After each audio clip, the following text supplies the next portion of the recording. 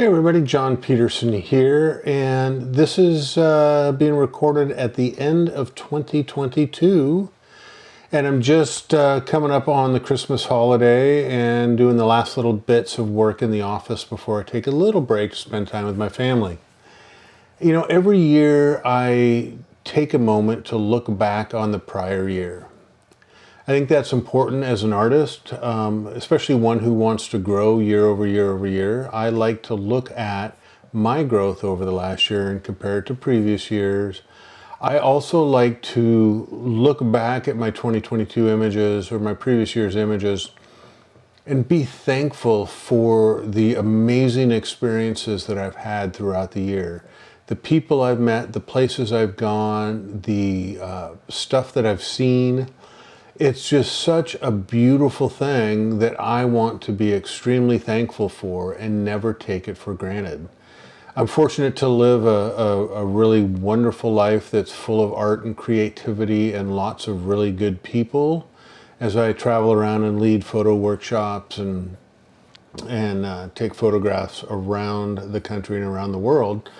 And you know, who could not want anything better than that? And I want to be thankful for that, especially this time of year.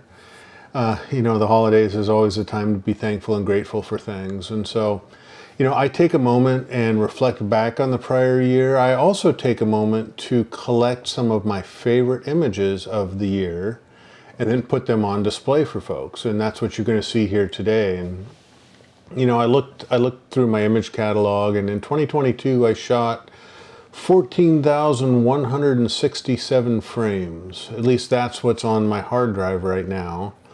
And that's down from, I've already culled a lot of the bad images out of there, and I have a lot more culling and deletion to go over the next year. But for right now, I'm ending the year with about 14,000 frames in my catalog for this year, which is a lot of frames. And it's a lot of storage. But you know, the great, you know, so how do you pick the best out of these images? And you know, for me, it's really the ones that are, you know, of course they have to be technically sound, and then they have to, for me, tell a compelling story, evoke an emotion, have some huge memories involved with it for me, or just be an extremely pretty picture.